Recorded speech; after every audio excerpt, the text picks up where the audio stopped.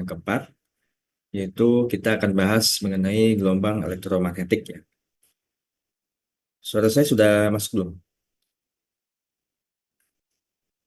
Sudah, Pak. Sudah ya. Untuk materi sudah bisa di-download di Leeds ya. Jadi silakan di apa namanya, diunduh. Untuk absensi juga di Leeds juga ya. Silakan melakukan absensi. Sebelum kita bahas, mungkin kita sedikit flashback ya. Sebelum pertemuan ini, kita membahas mengenai induksi ya, pertemuan sebelumnya, di mana eh, kita sudah mempelajari bahwa ada hubungan ya antara arus listrik dan perubahan medan magnet ya. Mana hukum induksi Faraday ini eh, salah satu hukum yang juga mendasari fenomena yang eh, terjadi pada kelistrikan dan kemagnetan. Lalu hukum induksi Faraday minggu sebelumnya kita sudah membahas di mana GGL induksi dapat dihasilkan dalam suatu loop ya, oleh perubahan medan magnet. Jadi perubahan medan magnet akan menghasilkan arus listrik ya, arus induksi, GGL induksi ya, yang itu juga sangat berkaitan erat dengan aplikasi yang terkait dengan generator ya, motor dan lain-lain.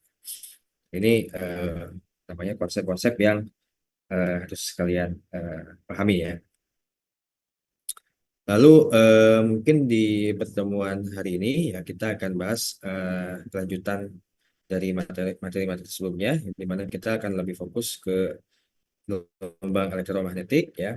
Lalu kita akan juga membahas terkait dengan modifikasi dari hukum Ampere ya, sebelumnya di pertemuan 2 minggu lalu, 3 minggu lalu ya sampai ya. Kita sudah membahas ya hukum Ampere ya. Sekarang di pertemuan ini kita akan bahas modifikasinya.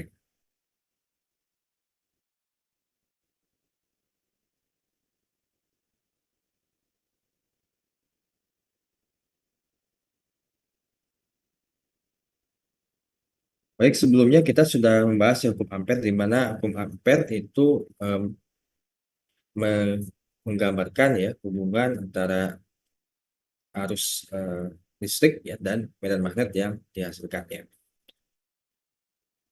Nah, mungkin sebelumnya hukum Ampere itu eh, bisa dijelaskan ya dengan integral lintasan tertutup ya B dot ds sama dengan VO dikalikan arus. Ini adalah hukum Ampere yang sebelumnya kita sudah bahas ya, di mana eh,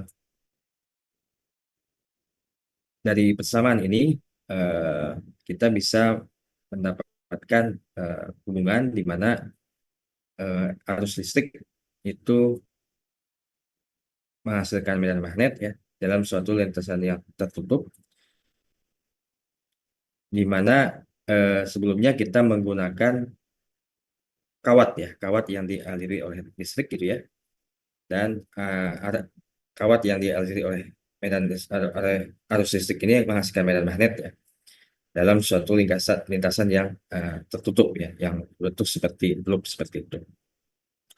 Tetapi ternyata hukum Ampere ini memiliki kelemahan ya, di mana ada eksperimen yang dilakukan ya oleh ilmuwan terdahulu gitu ya, di mana dia ingin mencari tahu medan magnet di suatu titik yang tidak eh, dilewati oleh kawat yang membawa arus ya. Contohnya di gambar ini ya, ini ada suatu apa semacam kapasitor gitu ya. Dia kapasitornya ini ada berbentuk seperti apa namanya silindris seperti ini ya, dialiri oleh kawat gitu. Lalu di sini ada kapasitor yang lain gitu ya, dan di sini ada ada space ya, ada space ya, jadi tidak ada kawat yang mengalir di tengah-tengah dua kapasitor ini gitu ya, dua apa namanya dua logam ya. Nah, hukum ampere sebelumnya hanya menjelaskan bagaimana arus listrik itu menghasilkan medan magnet ya yang berbentuk seperti lintasannya tertutup seperti ini. Jadi kalau misalnya kita ingin mencari eh, besarnya medan magnet di titik ini misalkan ya. Nah, maka kita bisa menggunakan hukum ampere ya, untuk mengetahui besarnya medan magnet di titik situ ya. Tapi yang jadi masalah bagaimana kita mencari tahu ya, medan magnet yang ada di titik ini ya. Sini belum tahu ya. Sini ada semacam medan. Nah, eksperimen itu menyatakan bahwa ada medan magnet di titik yang tanda tanya ini ya. Ada medan magnet yang dapat diukur ya oleh di titik di antara dua plat logam ini ya.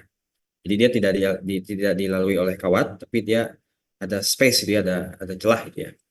Tetapi kalau kita hitung dengan hukum ampere, maka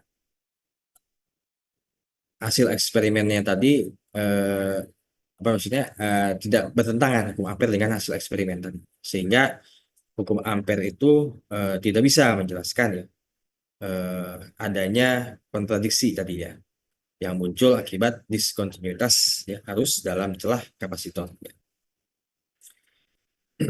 Nah, oleh karena itu Maxwell ya yang menyadari ini berupaya menyelesaikan permasalahan ini ya, yaitu dengan menambahkan satu variabel lain gitu ya,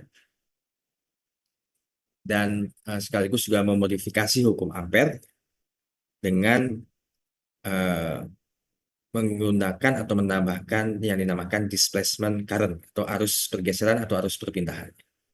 Di mana arus perpindahan ini ya itu didefinisikan sebagai arus virtual sebetulnya ya, jadi tidak nyata ya. Jadi arus ini sebetulnya arus yang imajiner ya. Jadi tidak tidak real ya, yang digunakan untuk menjelaskan fenomena yang terjadi ketika ada diskontinuitas arus, tetapi dia tetap menghasilkan medan magnet.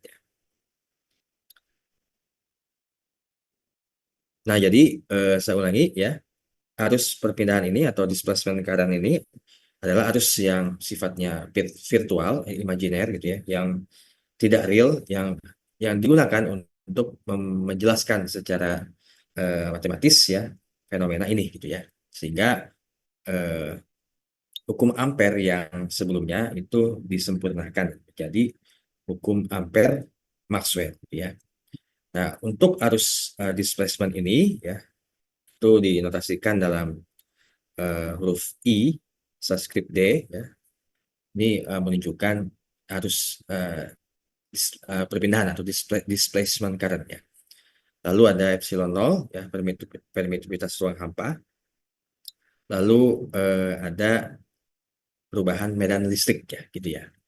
Jadi kenapa ada perubahan medan listrik? Karena di sini ya, karena eh, pada celah kapasitor ini, di sini ada arus yang mengalir gitu ya, arus yang mengalir pada kawat seperti itu. Dan di sini Maxwell memperkirakan ya bahwa ada perubahan medan listrik ya. Sebagaimana sebelumnya kita bahas ya, perubahan medan magnet itu menghasilkan arus induksi gitu ya. Lalu Maxwell berhipotesis bahwa kenapa enggak juga sama gitu ya, medan listrik, perubahan flux medan listrik juga menghasilkan uh, suatu arus gitu ya, semacam itu ya. Jadi ini hipotesis yang dicetuskan oleh Maxwell ya, untuk menjelaskan diskontinuitas arus yang juga tetap menghasilkan medan magnet gitu ya.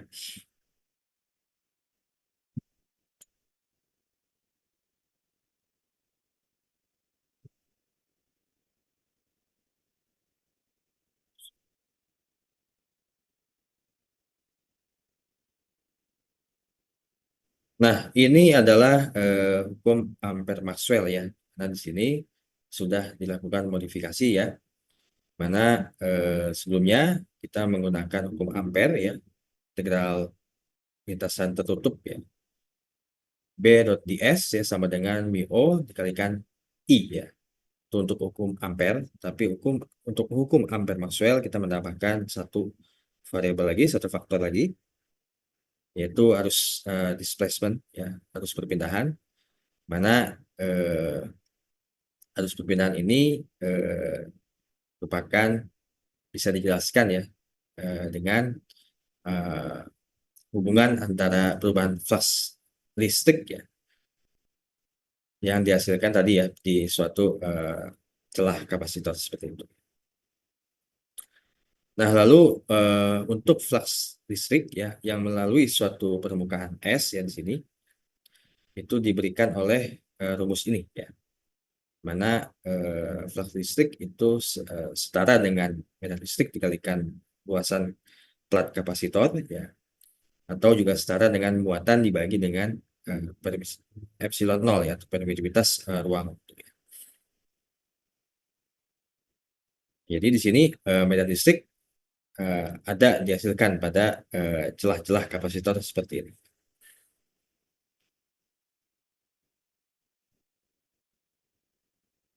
Dan arus perpindahan bisa kita hitung ya melalui daerah yang dilalui oleh flux listrik ya. Dengan formula ini ya, arus displacement itu setara dengan perubahan muatan dalam suatu waktu ya, atau perubahan medan listrik dikalikan dengan epsilon.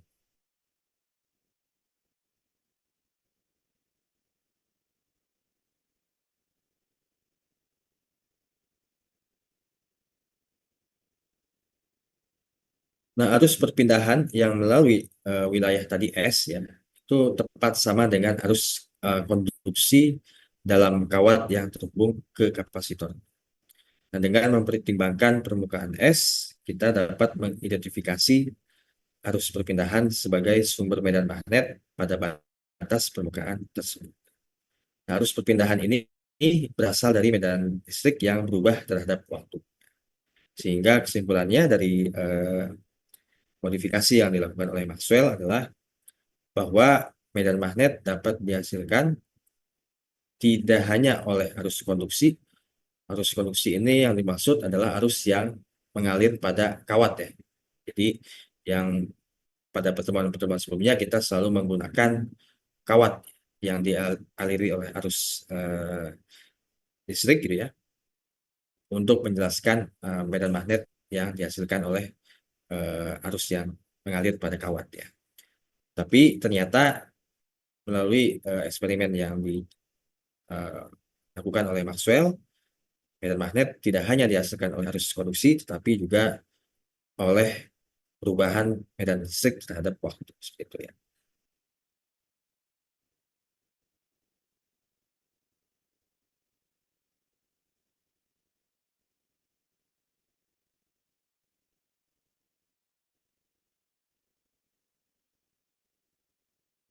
Nah, sekarang sedikit kita akan mengulas ya bagaimana eh, persamaan yang sebelum-sebelumnya kita sudah bahas itu sebagai fondasi ya.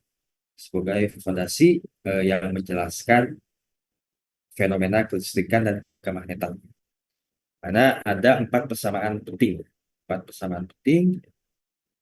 Nah, ini merupakan persamaan yang dicetuskan oleh Maxwell ya, yang dicetuskan dan sebetulnya disempurnakan oleh Maxwell karena memang sebelumnya sudah ada uh, apa namanya persamaan sebelumnya ya. Tapi di sini Maxwell menyempurnakan ya, dan dia mencetuskan ya 4 persamaan penting sebagai basis ya untuk menjelaskan fenomena kelistrikan dan kemagnetan ya. Yang pertama itu adalah hukum Gauss ya. Ini hukum Gauss.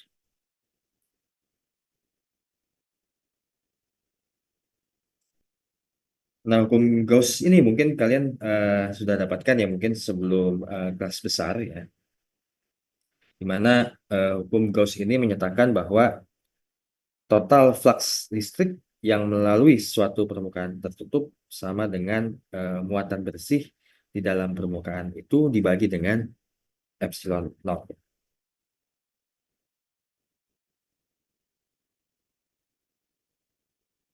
Nah, hukum Gauss ini menghubungkan medan listrik dengan distribusi muatan yang menghasilkannya.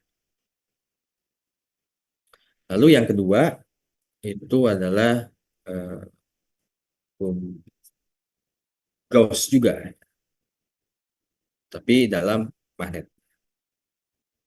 Yang ini sebelumnya kita sudah sempat bahas ya, bagaimana flux magnetik neto yang melalui suatu permukaan tertutup adalah nol. Ya.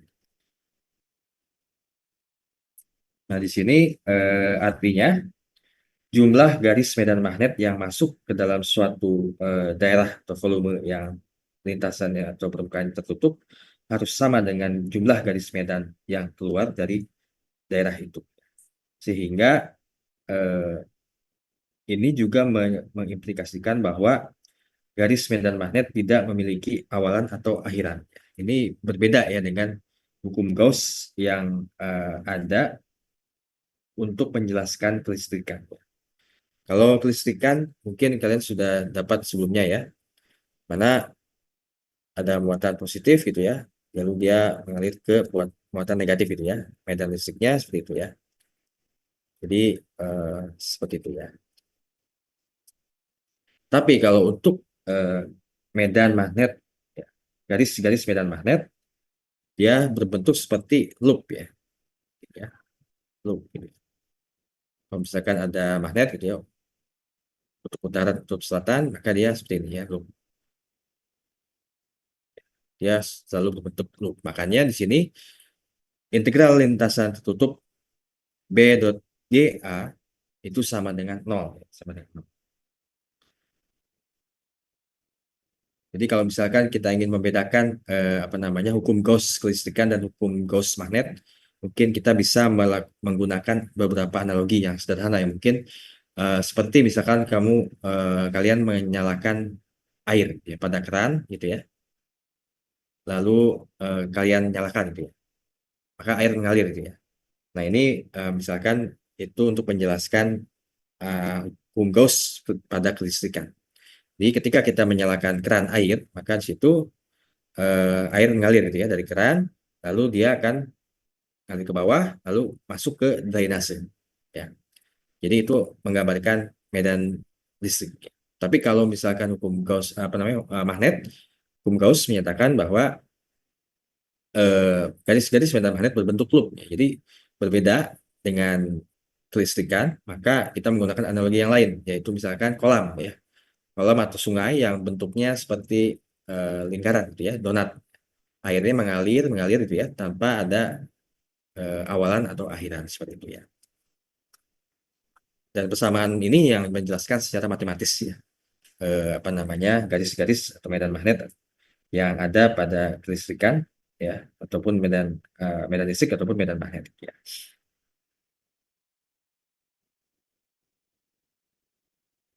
Lalu yang berikutnya adalah hukum yang baru kita bahas yang beberapa minggu lalu, hukum Faraday ya, induksi, di mana perubahan medan magnet itu menghasilkan arus induksi ya, GGL induksi. Di sini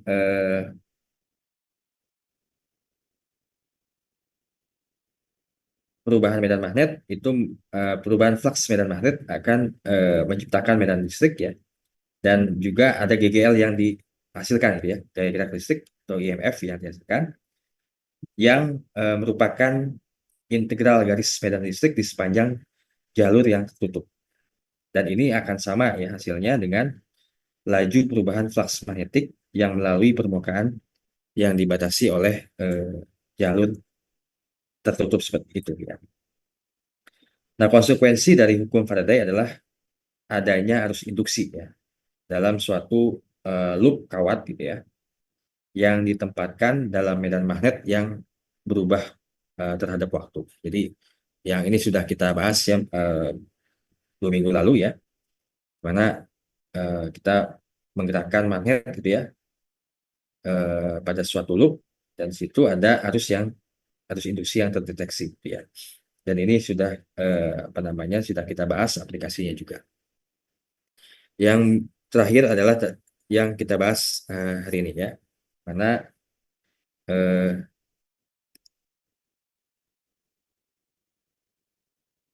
yang persamaan yang keempat atau hukum yang keempat ini menjelaskan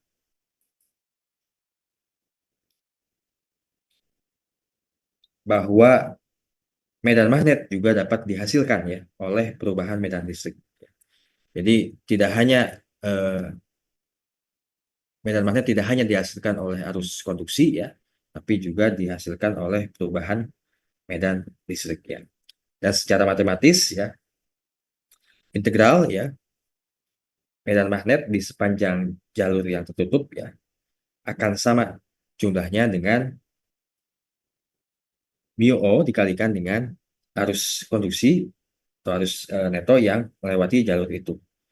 Dan juga dijumlahkan dengan epsilon 0 mu O dikalikan perubahan medan listrik ya.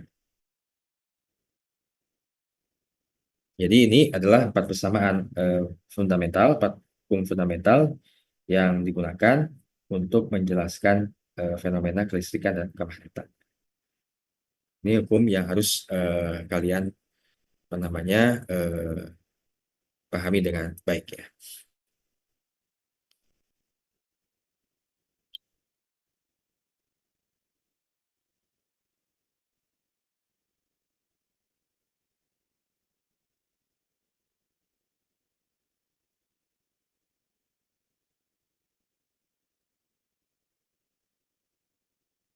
Nah, setelah medan listrik dan medan magnet di suatu titik dalam ruang diketahui, gaya yang bekerja pada suatu partikel bermuatan Q dapat dihitung dengan menggunakan gaya Lorentz.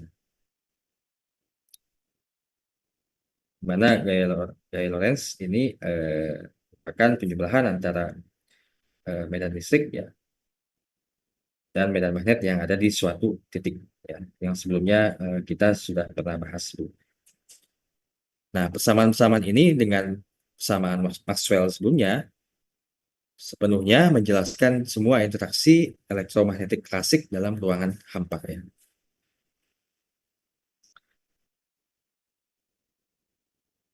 Hukum Faraday yang minggu lalu 2 minggu lalu kita bahas dan hukum Ampere Maxwell ini dapat digabungkan untuk menghasilkan persamaan gelombang untuk medan listrik dan medan magnet ya. Jadi kita akan membahas ya lebih fokus ke gelombang elektromagnetik ya. Nah, gelombang elektromagnetik ini memang awalnya eh, tidak diketahui ya. Tapi setelah fenomena listrik dan magnet ini sudah berhasil dibuktikan dan ada persamaan-persamaan Maxwell tadi ya, maka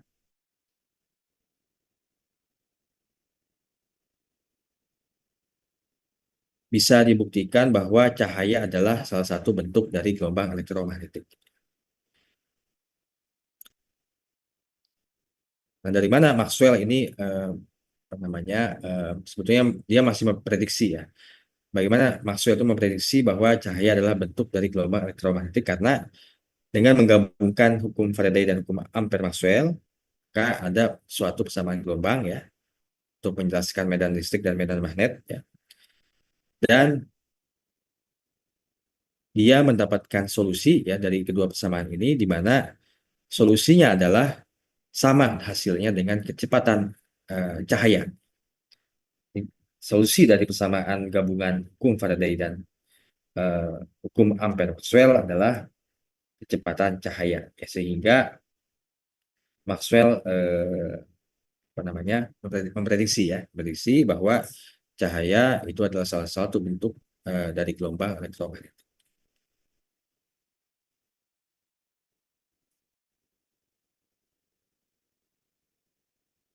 Nah, prediksi Maxwell tadi ya itu dibuktikan oleh Hertz ya, sehingga eh,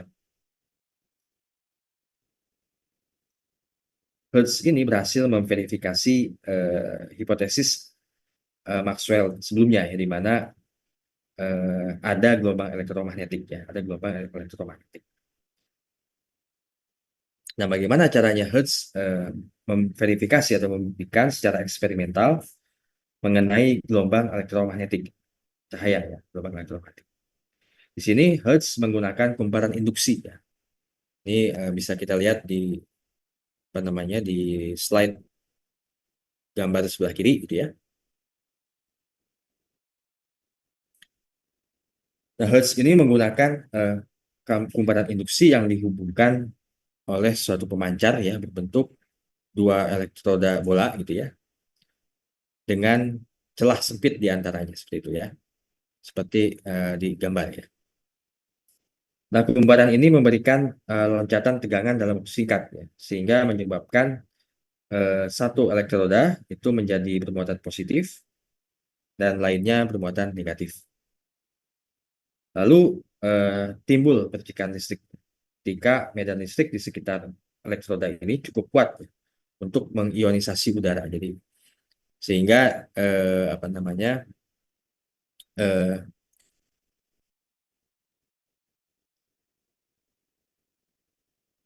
percobaan ini menghasilkan ya suatu istilahnya percikan listrik yang menghasilkan konduktivitas tinggi dan osilasi ya, pergerakan apa namanya pergoyangan ya, pergerakan ya, bolak-balik seperti itu ya, pada frekuensi yang sangat tinggi. Nah, kalau misalkan apa namanya kita membandingkan dengan rangkaian listrik yang mungkin kalian sudah pelajari ya, maka eksperimen Hertz ini istilahnya sederhananya ya, bentuk sederhananya dari rangkaian LC ya, rangkaian induktor kapasitor. Tapi memang apa namanya eh, masih dalam bentuk yang sederhana seperti itu. Nah, Hertz ini kemudian mendeteksi gelombang ya dengan menggunakan loop kawat tunggal dengan celah percikan atau penerima receiver ya, yang ditempatkan beberapa meter dari pemancar. Jadi setelah dibuatkan apa namanya setelah terjadi percikan listrik ini ya, Hertz mencoba mendeteksi gelombang yang dihasilkan dengan receiver yang ditempatkan jauh dari pemancar itu. Nah, pemancar ini, penerima ini memiliki induktansi dan kapasitansi yang efektif sendiri ya, serta frekuensi natural osilasi ya. Nah, dalam eksperimen Hertz, percikan listrik teramati pada elektroda penerima ketika frekuensinya disetel ya, agar sesuai dengan frekuensi pemancar. Jadi ketika frekuensi yang sama, maka dia bisa terdeteksi gitu ya, frekuensi gelombangnya, yang sekaligus juga membuktikan keberadaan gelombang elektromagnetik seperti yang sudah dihipotesiskan oleh Maxwell sebelumnya dengan menggabungkan hukum Faraday dan hukum Ampere-Maxwell ya. Jadi di sini begitu penemuan Hertz ini apa namanya dilakukan dan apa namanya dibuktikan bahwa memang ada ya radiasi ya yang dihasilkan oleh suatu perangkat yang memiliki sifat gelombang memancar seperti itu ya, dan dia bisa ditangkap ya oleh receiver ya, penerima, dengan frekuensi yang tentu saja yang frekuensi yang sudah apa namanya disamakan ya, sehingga memang gelombang elektromagnetik atau radiasi yang dipancarkan memang berasal dari alat yang sudah di set up oleh Hertz ini.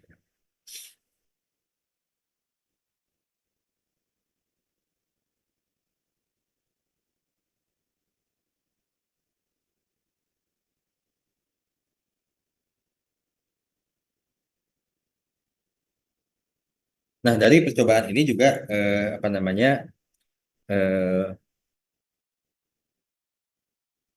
didapatkan juga hasil ya bahwa kecepatan gelombang elektromagnetik itu eh, setara dengan kecepatan cahaya dalam vakum. Selain apa namanya, selain dibuktikan bahwa eh, percikan listrik tadi itu menghasilkan radiasi ya gelombang elektromagnetik yang ditangkap sinyalnya oleh penerima, sekaligus juga percobaan ini mendapatkan hasil bahwa kecepatan radiasi gelombang elektromagnetik ini sama dengan kecepatan cahaya dalam vakum yang memang sudah diketahui sebelumnya.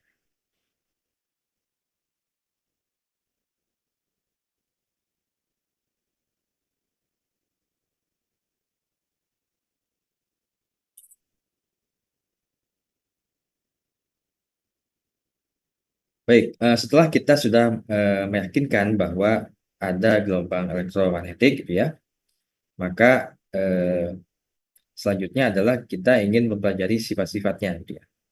Nah, sifat-sifat dari gelombang elektromagnetik ini dapat kita dapatkan ya, dari persamaan Maxwell sebelumnya tadi ya, dengan mengasumsikan bahwa vektor medan listrik dan medan magnet dalam gelombang elektromagnetik itu memiliki perilaku ruang waktu tertentu yang sederhana, tetapi tetap konsisten dengan persamaan Maxwell ya. Jadi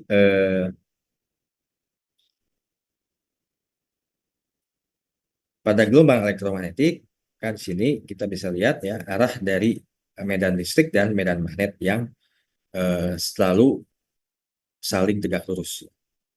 Dan ini gelombang seperti ini dinamakan gelombang terpolarisasi linier.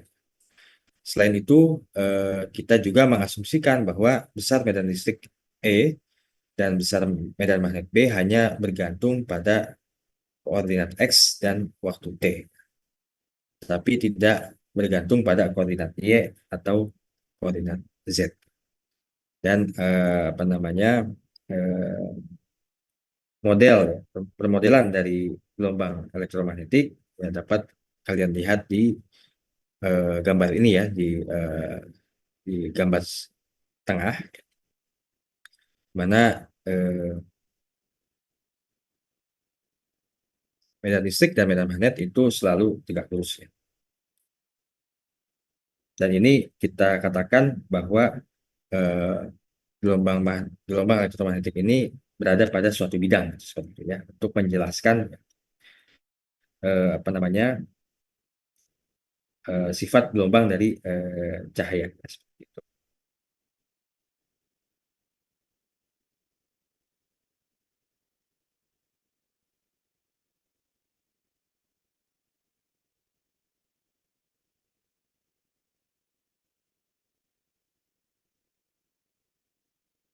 Nah, untuk memprediksi ya apa namanya gelombang elektromagnetik bidang ini, kita bisa menjelaskannya dengan hukum Faraday sebelumnya, ya. Mana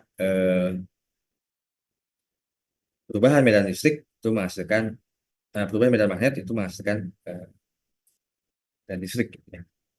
Dimana di sini eh,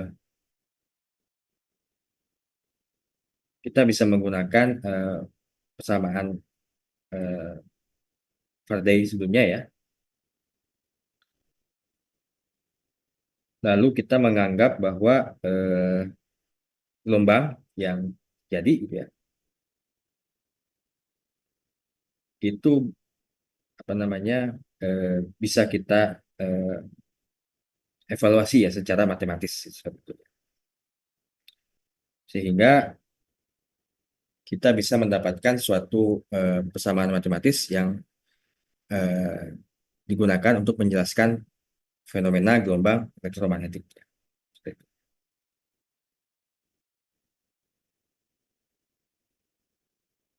Selain itu, kita juga bisa menggunakan persamaan Maxwell yang keempat ya, Albert Maxwell ya, untuk juga menjelaskan apa namanya gelombang elektromagnetik bidang ini. Sehingga di sini kita bisa apa namanya mendapatkan eh, representasi matematis ya, mana model dari gelombang berjalan ya untuk gelombang elektromagnetik itu bisa kita dapatkan dengan persamaan ini ya. Nah, do E per do X itu sama dengan minus K E max sin Kx minus omega T ya, dan juga do B per do T ya, omega B max sin ya Kx minus omega T ya. Nah, ini representasi matematis ya, ya, dari untuk gelombang elektromagnetik ya, yang menjelaskan medan listrik dan medan magnet ya. Perubahan medan listrik terhadap waktu, perubahan medan magnet terhadap waktu. Karena kita apa namanya, sebelumnya kita sudah membahas ya bagaimana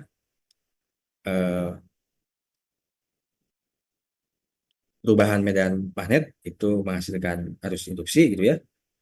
Lalu perubahan medan listrik menghasilkan medan magnet. Ya, jadi ini saling timbal balik ya, sehingga terjadi gelombang gitu ya. Nah, sifatnya E dan B ini, ya, medan listrik dan medan magnet ini saling berhubungan ya, saling apa ya istilahnya, saling mengumpan dan saling mengumpan balik gitu ya, sehingga ada rambatan gelombang seperti itu. Dan memang ini saling berhubungan ya. Dan hubungan dari masing-masing tadi ya itu bisa dijelaskan dengan apa namanya persamaan matematis ini ya, dengan menggunakan fungsi sinusoidal ya. Jadi dia menjelaskan eh, karena medan listrik dan medan magnet ini memiliki ya semacam sifatnya seperti fungsi gelombang, maka kita menggunakan cos, cosinus dan sin ya, karena memang dia cosinus dan sin ini memang kan fungsinya bentuknya seperti gelombang seperti itu ya. Lalu secara sederhana ya didapatkan persamaan yang cukup mudah ya untuk bisa dipahami yang untuk menjelaskan gelombang elektromagnetik bidangnya, di mana E max per B max itu sama dengan E per B itu sama dengan C. Yang dimana artinya pada setiap saat rasio antara besar medan listrik dan besar medan magnet dalam gelombang elektromagnetik sama dengan kecepatan cahaya. Lalu perlu dicatat juga bahwa gelombang elektromagnetik mematuhi prinsip superposisi. Nah, ini adalah persamaan sederhana ya, yang matematis sederhana yang digunakan untuk menggambarkan gelombang elektromagnetik. Namun perlu diingat bahwa bukan berarti medan listrik ini lebih besar daripada medan magnet ya, bukan berarti seperti itu ya. Jadi persamaan persamaan yang sederhana ini bukan menyatakan bahwa medan listrik itu lebih besar daripada medan magnet, bukan seperti itu. Tapi ini memang menyatakan hubungan timbal balik antara medan listrik dan medan magnet ya.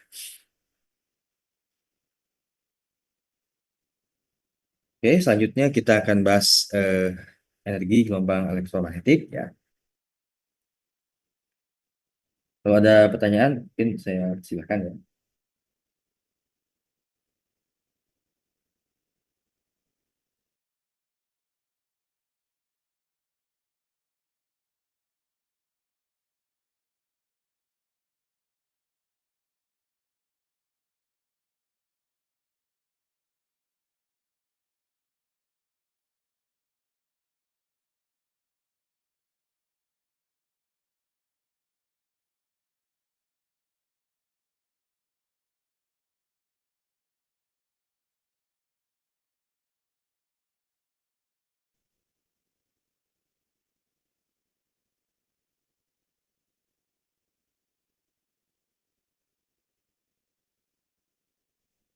Oke, sekarang kita bahas mengenai energi gelombang elektromagnetik. Jadi kita akan membahas bagaimana energi itu dibawa oleh gelombang elektromagnetik.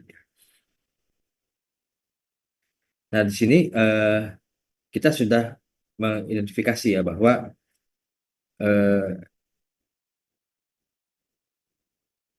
gelombang elektromagnetik itu selain apa namanya membawa energi, dia juga membawa momentum, gitu ya.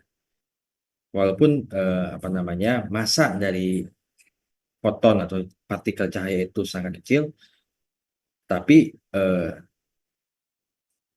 gelombang elektromagnetik ini tetap membawa momentum ya.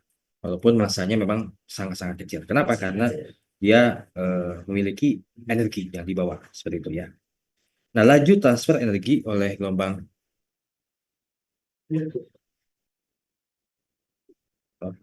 laju gelombang elektromagnetik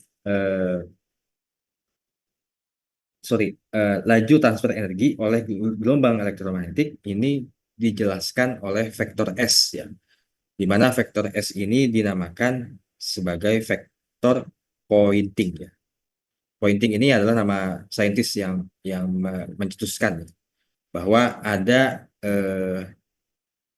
momentum ya yang dibawa oleh gelombang elektromagnetik yang bisa ditransfer ya. Jadi eh, gelombang elektromagnetik itu ketika di apa ya istilahnya kita memancarkan suatu radiasi cahaya, maka ada momentum yang dibawa dan energi yang ditransfer seperti itu ya. Walaupun tadi saya bilang ya, walaupun masanya sangat-sangat kecil, tapi karena energinya sangat besar,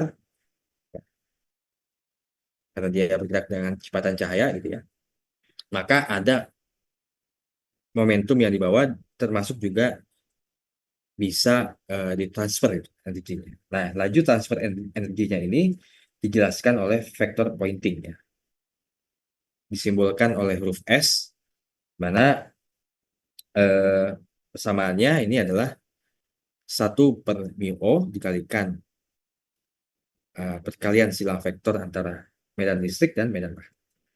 Nah, besar vektor Poynting ini menunjukkan laju energi yang melewati suatu luas permukaan persatuan waktu.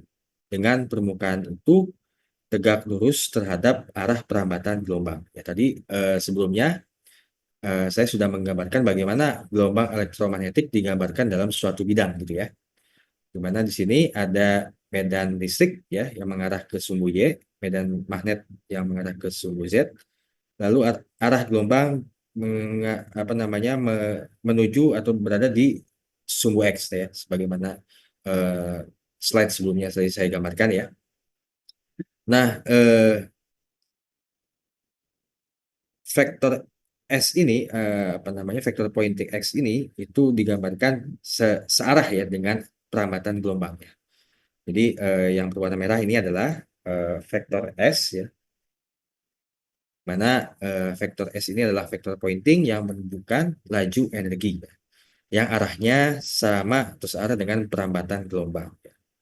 Nah, oleh karena itu besar S itu menyatakan daya persatuan luas atau bisa dikatakan itu juga menunjukkan intensitas gelombang elektromagnetik ya. Lalu satuan dari S atau unit dari S adalah joule per second meter persegi atau watt per meter persegi ya. Atau bisa juga menggunakan formula yang lain ya, yaitu E⁻² bagi dengan μO dikalikan C. Mana E adalah medan listrik, ya, μO adalah konstanta ya, permeabilitas vakum, C kecepatan cahaya, dan B adalah medan magnet. Jadi di sini kita bisa menghitung berapa intensitas gelombang elektromagnetik gitu ya yang diberikan oleh cahaya gitu ya, atau apapun ya yang dia merupakan gelombang elektromagnetik.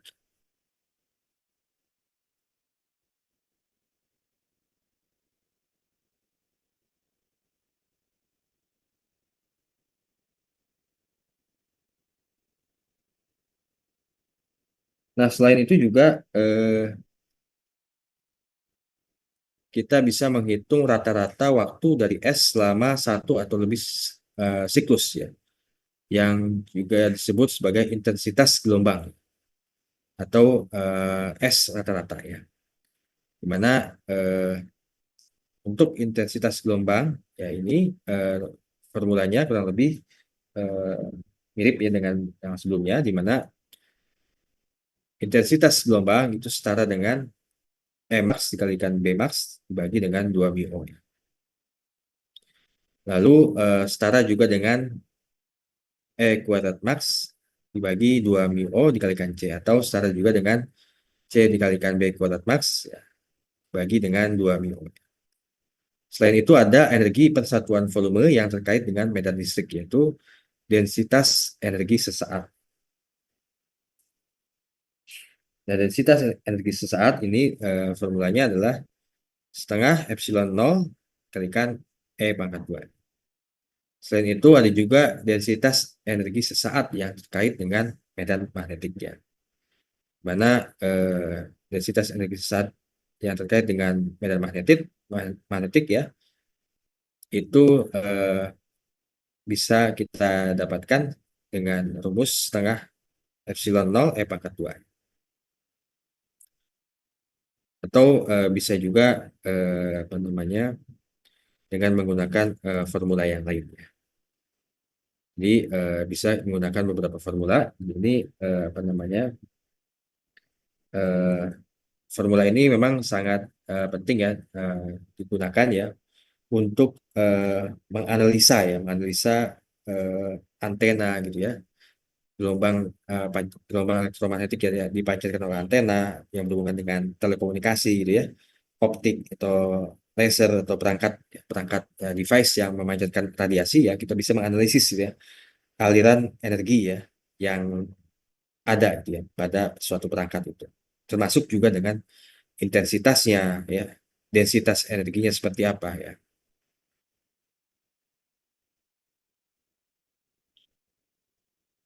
Lalu selain yang tadi ada juga densitas energi sesaat total ya, di mana eh, ini menjelaskan jumlah dari densitas energi yang terkait dengan medan listrik dan medan magnet. Selain itu juga ada energi rata-rata persatuan volume dari gelombang elektromagnetik ya, yang bisa dijelaskan dengan formula yang ada di slide ini. Lalu intensitas gelombang elektromagnetik juga bisa kita dapatkan ya dengan formula yang ini ya, di mana intensitas gelombang elektromagnetik sama dengan rata-rata densitas energi dikalikan dengan kecepatan cahaya. Jadi kita bisa menggunakan beberapa formula ya untuk menghitung ya densitas energi ataupun intensitas gelombang.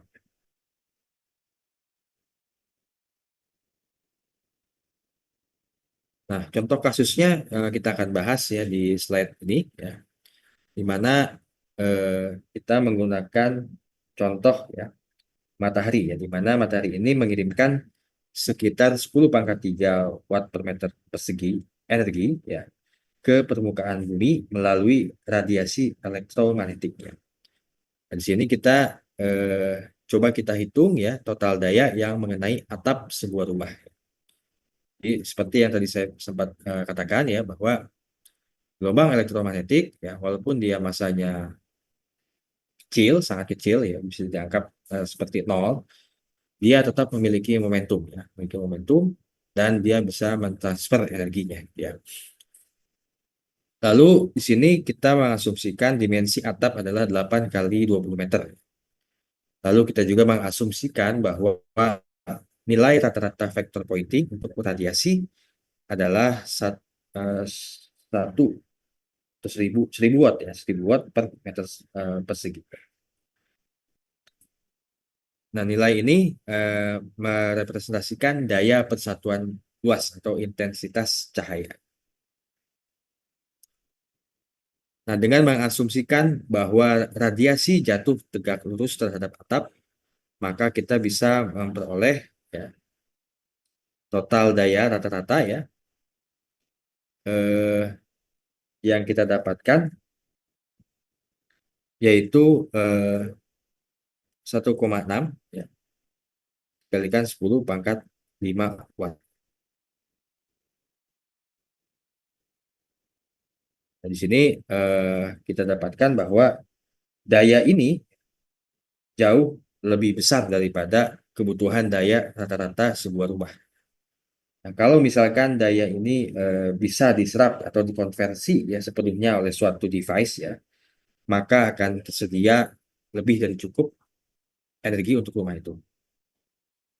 Walaupun sebetulnya secara teoritik memang daya yang dihasilkan oleh matahari ya itu ya, yang menyentuh ya atap gitu ya, ini memang tidak sepenuhnya dikonversi ya secara maksimum, secara efisien.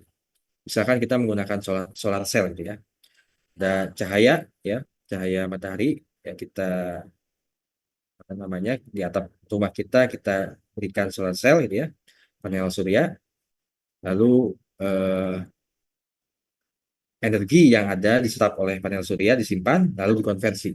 Tetapi sejauh ini belum ada ya teknologi yang bisa mengkonversi eh, secara efisien, secara maksimum, ya. Sehingga di sini memang masih banyak ya penelitian gitu ya, penelitian yang dilakukan gitu ya, untuk mencari ya, sel surya atau sel fotovoltaik gitu ya yang efisien. Dan ini range angkanya itu hanya sekitar 10%, mungkin kecil ya. Paling tinggi mungkin sekitar 20% konversi energinya. Ya. Jadi masih sangat jauh untuk bisa apa namanya menggunakan energi yang berasal dari cahaya atau gelombang elektromagnetik itu sendiri. Nah, jadi apa namanya eh, masih banyak tuh penelitian yang terkait dengan sel surya ya, sel fotovoltaik, ya, material-material yang atau teknologi-teknologi yang selalu dikembangkan ya untuk bisa mengkonversi apa namanya energi yang dibawa oleh cahaya matahari ya.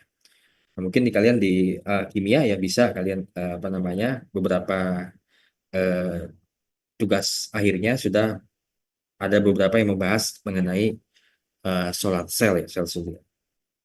Silahkan nanti mungkin bisa apa namanya digali lagi ya.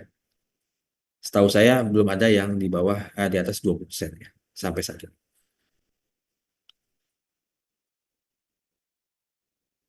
Oke, selain itu kita juga akan bahas momentum dan tekanan radiasi. Tadi saya sudah sempat singgung ya mengenai momentum ya.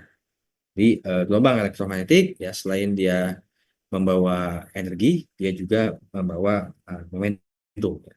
Sehingga akibatnya dia dapat memberikan dorongan atau tekanan ya pada suatu objek ya.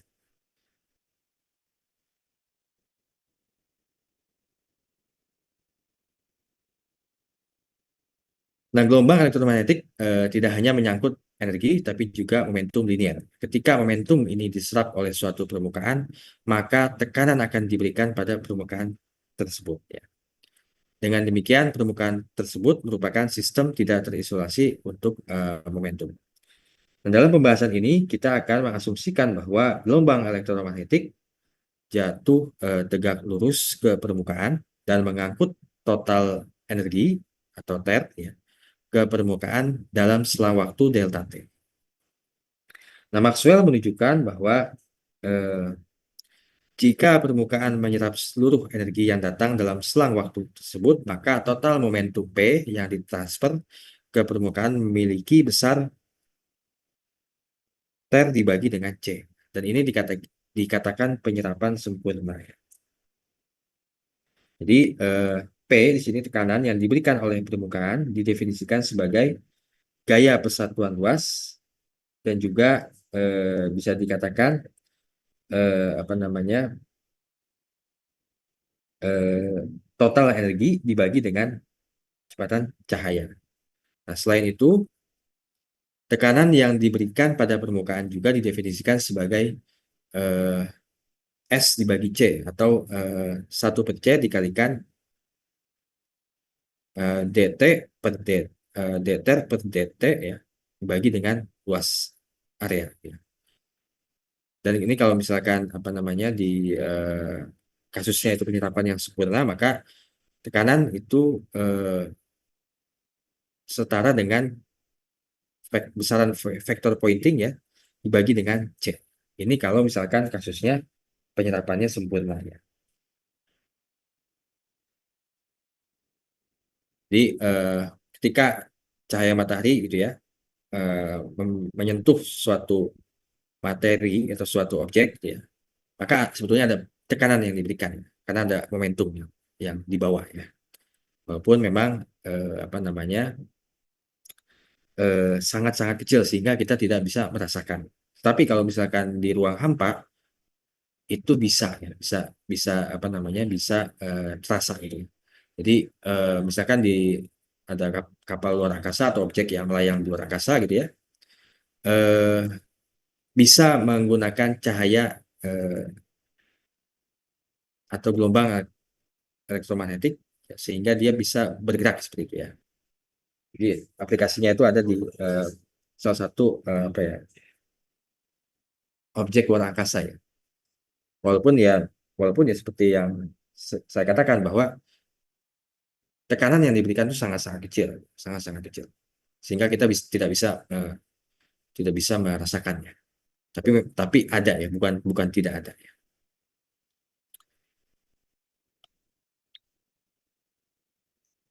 Nah, lalu di kasus lainnya di mana jika permukaan merupakan pemantul sempurna seperti cermin ya, dengan gelombang yang jatuh tegak lurus, maka momentum yang ditransfer ke permukaan dalam waktu delta T adalah 2 kali lipat.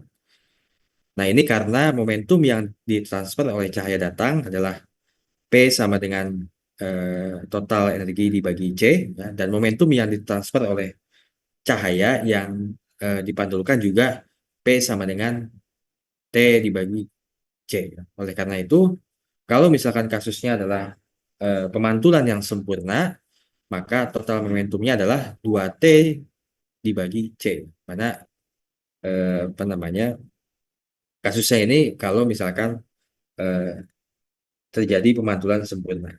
Tentu saja memang sangat jarang untuk kasus seperti ini.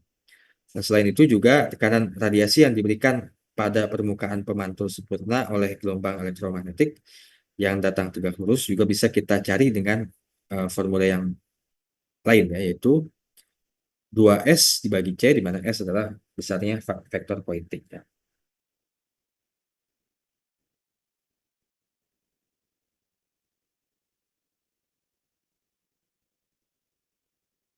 Oke, sekarang mungkin kita akan bahas materi yang eh, sebelum satu materi lagi ya. Eh, ada 2 sub materi lagi, yaitu produksi gelombang elektromagnetik oleh antena.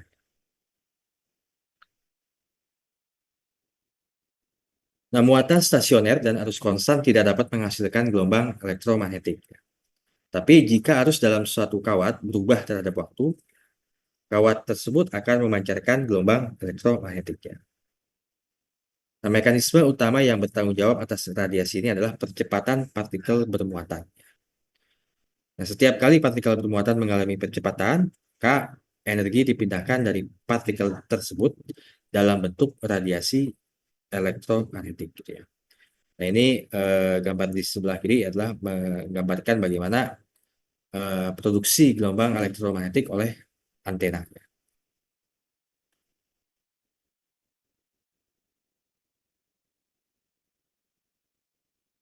Nah, di sini apa namanya di gambar ini vektor pointing S itu mengarah radial keluar ya. Vektor S ini ya mengalami apa namanya arahnya itu keluar yang menunjukkan bahwa energi mengalir menjauhi antena ya pada saat itu. Ya, jadi ketika diciptakan pancaran gelombangnya itu mengalir menjauh gitu keluar. Sedangkan kalau misalkan arah medan listrik dan medan magnet ini bisa kita lihat ya. Kalau misalkan medan listriknya itu dari positif ke negatif ya, maka medan magnetnya tegak lurus ya. Dia bisa mengarah ke dalam bidang atau menjauhi bidang. Nah, pada waktu berikutnya arah medan dan vektor pointing akan berbalik ya mengikuti perubahan arus ya. Dan ini kalau misalkan terbalik. Ya. Nah, karena E dan B itu berada dalam perbedaan fase 90 derajat di dekat dipolnya ya di kutubnya, maka rata-rata aliran energi bersih di daerah ini itu adalah nol. Jadi harus bisa apa namanya kalian harus bisa apa namanya menjelaskan bahwa bagaimana ya gelombang elektromagnetik ini diproduksi ya harus bagi seperti apa gitu ya. Kuncinya adalah di sini adalah percepatan partikel yang bermuatan.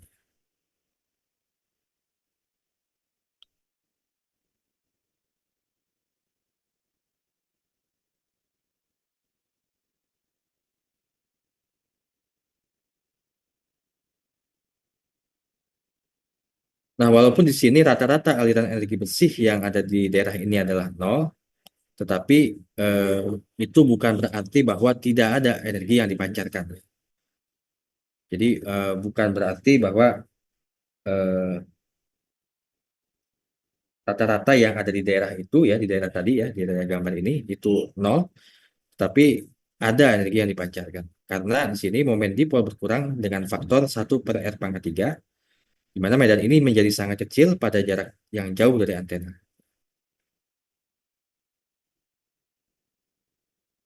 Nah, pada jarak yang jauh dari dipol ya, sumber radiasi ini berasal dari induksi kontinu medan listrik oleh medan magnet yang berubah terhadap waktu ya, serta induksi medan magnet oleh medan listrik yang berubah terhadap waktu. Selain itu, medan listrik dan medan magnet yang dihasilkan dengan cara ini berfase sama dan bervariasi dengan 1/r. Akibatnya terjadi aliran energi keluar secara kontinu.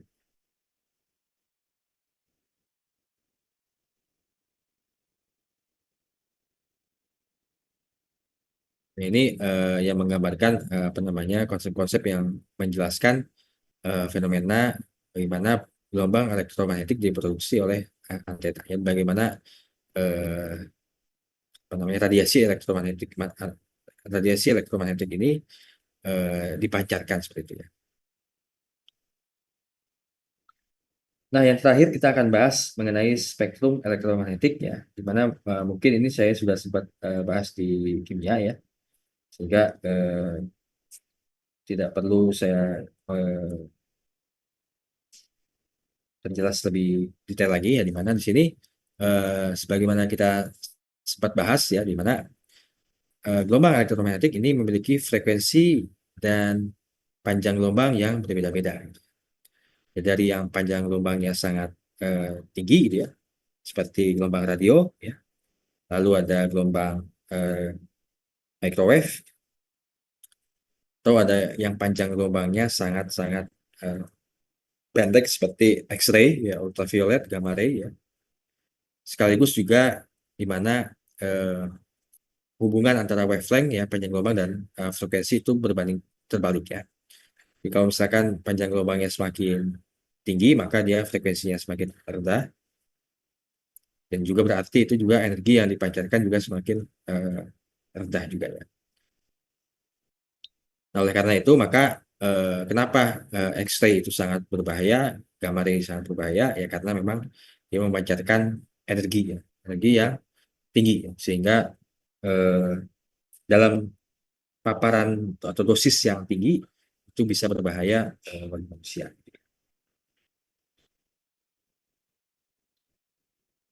Oke, mungkin itu saja yang dapat saya sampaikan ya di perkuliahan KB terakhir ini ya. Nah, setelah itu mungkin kalian akan kembali ke pertemuan kelas kecil ya dengan Pak Ferdi. Lalu untuk eh, materi saya sudah upload di Leads ya. Jadi kalau misalkan masih ada yang belum jelas, bisa ditanyakan di eh, WA ya, ataupun mungkin saya akan eh, buatkan forum diskusi ya, untuk membahas mengenai 4 pertemuan kelas besar ini. Untuk absensi juga di Leads ya. Jadi kalian bisa absen di Leads. Apakah ada pertanyaan sebelum kita tutup?